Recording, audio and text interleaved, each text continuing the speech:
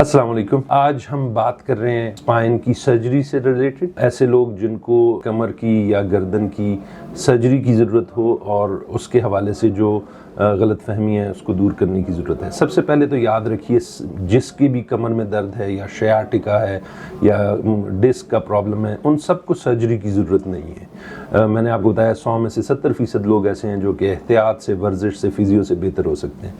ہاں البتہ ایسے لوگ جن کو سرجری کی ضرورت ہے یا جن کو نقصان کے علامات آ رہے ہیں ان کو سرجری کی ضرورت اس سے دوائیوں کی نسبت وہ پھر زیادہ ہو سکتی ہے. السلام علیکم. میرا نام ڈاکٹر نوید ہے. میں نیورو سرجن ہوں. میں RMI میں کام کرتا ہوں. میں پچھلے 12 سے 13 سال سے نیورو سرجری سے ریلیٹڈ ہوں. میرا آغاز ایوب میڈیکل کالج سے ہوا. اس کے بعد میں نیورو سرجری کی ٹریننگ کے لیے آغا خان ہاسپٹل کراچی چلا گیا. تقریباً 6 سے 7 سال ادھر میری ٹریننگ ہوئی. پھر اس کے بعد میں وہاں انسٹرکٹر کے طور پر بھی خدمات انجام دیتا رہا.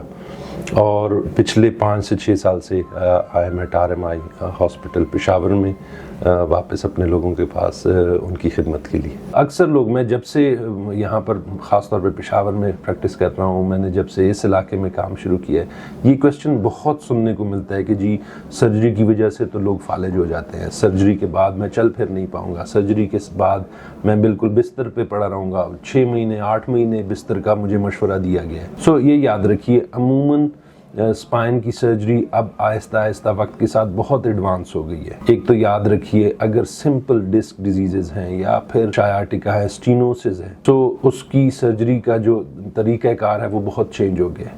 آہستہ آہستہ اس کو کم سے کم چیرے والی سرجری، ایگزیکٹ جہاں پر پرابلم ہے اس والی سرجری سے ریلیٹڈ اب اس طرح کی سرجری کی جاتی ہے. کنونشنل سرجری اب عموماً پسند نہیں کی جاتی. آنکھوں کے ذریعے سرجری کرنا صرف یا چشمے کے ذریعے سرجری کرنا، عموماً اس کا ٹرینڈ ساری دنیا میں ختم ہوتا جا رہا ہے.